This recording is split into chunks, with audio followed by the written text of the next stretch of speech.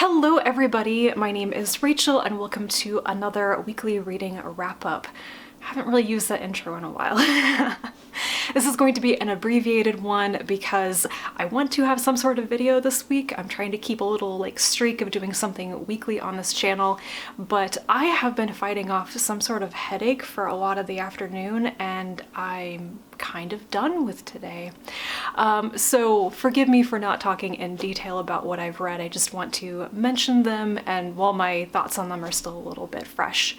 So let's get into what I finished reading this past week and then a little bit of what I am currently reading and my plans for this month, and then puzzles, because yeah, we'll get to that. So the first thing that I finished this past week was Lore Olympus Volume 3 by Rachel Smythe. This is an insanely popular webcomic that is now being published in print volumes, and I'm really enjoying it. It's kind of fluffy and sexy and soap opera-ish. It also has some serious points to it as well, but mostly it's just a romp.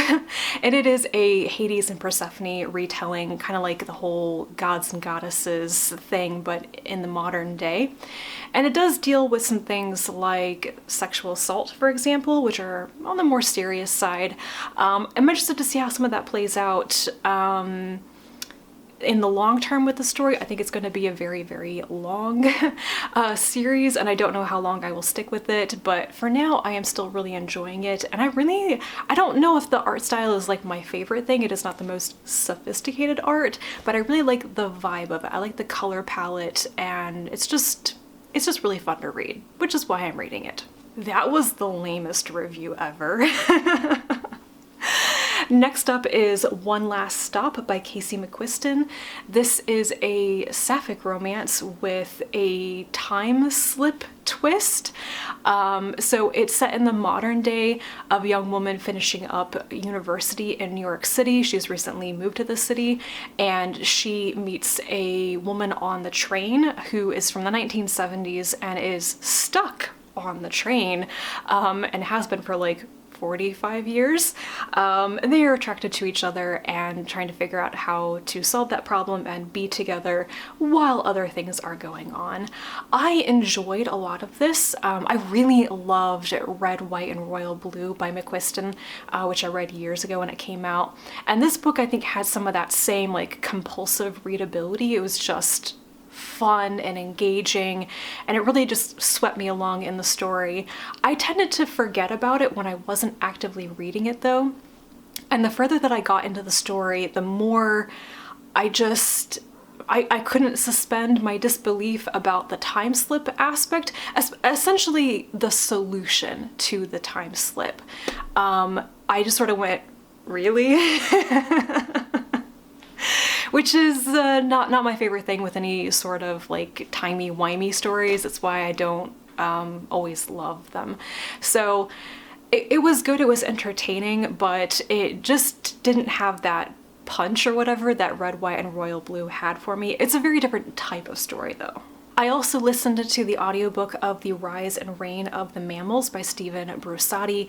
I will not be talking about this one, I won't be reviewing it because it is a HarperCollins title, but I'm just mentioning it because it's the first book that I finished this year that is over 500 pages long, which is one of my goals, to read one of those per month.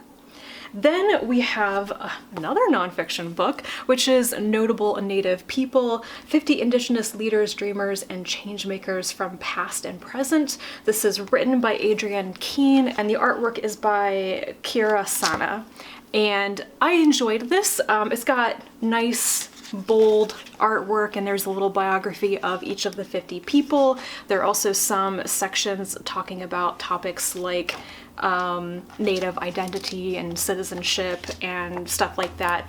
So I found this very educational, especially because it highlights a lot of people from Hawaii, which is the Native people of Hawaii is something I've never learned anything about, and they are kind of handled differently in the US.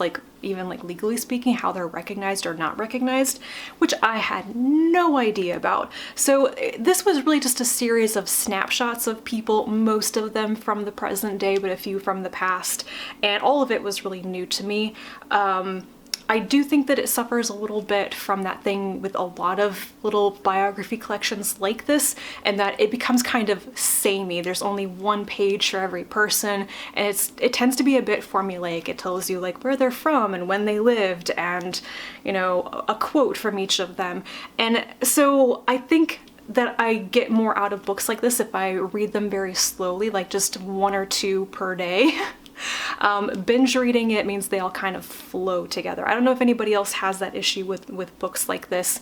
It is really good information, but it can be very samey sometimes as you go through it. So I'm glad I read this. I think I learned about this from Shannon from That So Po last year, and it's been on my to-read list for a while, so I'm glad I finally picked it up and it was quite good.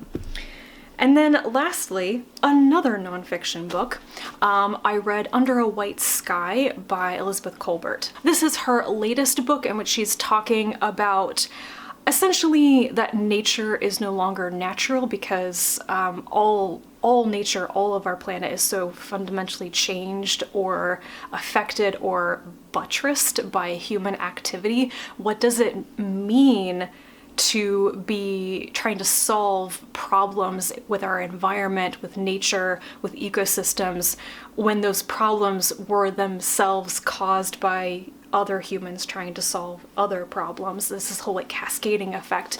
And I find this idea really interesting. So mainly it's Kolbert highlighting some specific examples around the world, some issues of problems caused by people that another generation of people is trying to fix, and kind of going, is our solution worse than the problem? Are we just making more problems? And it's not like a super dismal, depressing analysis of climate change and the state of our world, but it is a very realistic one, and Kolbert comes out and says very pointedly that she's not going to try to inject any sense of false hope or inspiration into this book. She wants to be realistic about it. And at this point, the conversation, I think her point really is the conversation about fighting climate change and saving species that are on the verge of extinction and, you know, all this stuff. It's not so much let's return to pristine nature, it's that is gone. We can never recreate that because human activity has changed already. So what do we reconcile ourselves to now? Like, something's going to have to change. And I think that's an interesting approach. I think it is a very realistic one, and I wonder if it will be a more dominant theme in environmental and eco writing going forward as we kind of face the reality of how out of control our effect on the world is. So I'm really glad that I read this. It was very, very readable. And the only reason I didn't give it like a perfect 5 stars is that I felt a bit abbreviated. As in there could have been a little bit more, maybe one more piece in it. And I think possibly the length of it, the completion of it was affected by a lot of Kolbert's research being impacted by the pandemic, which is itself kind of a topic in this book. It's pretty hard to do your research and travel places when the whole world is shut down. So if this book had been written, you know, a year before or a year later, maybe it would have had a little bit more material. That being said, I don't feel like there's any like glaring hole in it necessarily, but I wanted just a little bit more, another extra 50 pages or something like that. But definitely recommended. I would love to go back and read more of Kolbert's past nonfiction. The only other book I've read by her is The Sixth Extinction, which I very much enjoyed. Now for what I'm currently reading and some of my plans for February. February is going to be a month of buddy reads for me. I just have a whole bunch of stuff lined up with friends and I'm really excited about it. So I am still reading Asesinato en el Orient Express by Agatha Christie. I'm buddy reading this with Shannon from That So Po, and we are taking our time with it, and it's been quite enjoyable, but it will probably take the rest of the month to finish that one. I've also started I Am a Cat by Natsume Natsume Soseki, which is, I think, like a really, really well-known piece of Japanese literature, which I've heard about before and was interested in. And I am buddy reading this with my friend Ciara, who has wanted to get to it for a while as well. I think she's read other things by Soseki. I'm going to be starting a third buddy read this month with Kazan from Always Doing. We're finally going to return to our long-running buddy read of the Foreigner series by CJ Cherryh. I believe we'll be starting book number 13. It's called Intruder, and I'm very excited about being back in that world because I love that series, and I want to return to some sort of science fictional world that is very familiar and exciting and just, yeah, I know all the stuff going on. Foreigner is a very complex series. And then lastly, I am still plugging away at GEB, and I've really slowed down on this one. I think I've read 60 pages since last week, and I need to read a little bit faster if I want to finish it in February. I just really want to get this book done with so I can say that I read it. Do I like it? Yes. Do I care that much about all the subject matter to understand it deeply? Not necessarily. It's kind of losing me with a lot of the like 1970s programming language that's like a different form of number theory. And I think a lot of this stuff I would enjoy more if it had been written today in terms of modern technology, modern programming, modern understandings of AI, because this is so old. It's from the 1970s that some of like the analogies or the technology or just the language used is archaic to me, and I don't always grasp what's going on sometimes.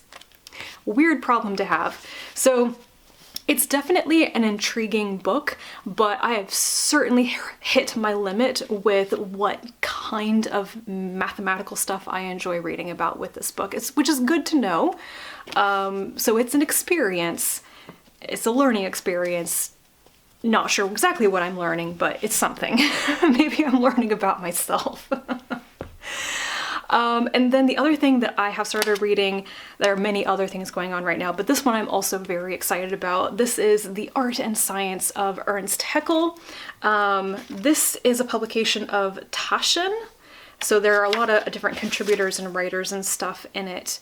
And it is mainly like about Ernst Haeckel's life and his scientific work, and it features his drawings, his paintings and stuff, which are really, really famous. And this is what I love about Haeckel. I have been fascinated by his scientific artwork for a really long time now. So yeah, good to finally be reading a book about Haeckel and actually knowing something about him, because before all I ever knew was like, hey, that's a Haeckel drawing. So yeah, that is what I am currently consuming amongst other things. And I am still listening to audiobooks. I just started a new one, The Codebreaker, which is a nonfiction book about Jennifer Doudna and CRISPR and gene editing and all of that. And while I'm listening to that, I am putting together jigsaw puzzles. I am about halfway on my current puzzle, which is a Discworld puzzle. It is the Going Postal, like Ankh-Morpork postal system themed one, which I love because Going Postal is my favorite Discworld novel.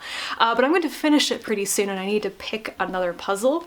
So we have options here. You get to help me pick. I've got my fungi mushrooms puzzle that I got at the Field Museum in Chicago over the summer when I was there for Worldcon.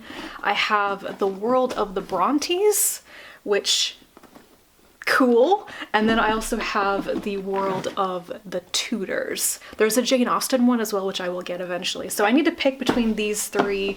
I have two other Discworld puzzles as well, but I'm kind of doling them out slowly. They're really expensive to get. Buying them from Discworld Emporium is just really expensive. So I buy them in a batch and then slowly do them. Anyway, feel free to vote on which puzzle I should do next, and I'm going to probably go take an Advil and lay down for a little while. I hope you've had a good week and a good weekend. I will talk to you again soon, and until then, bye.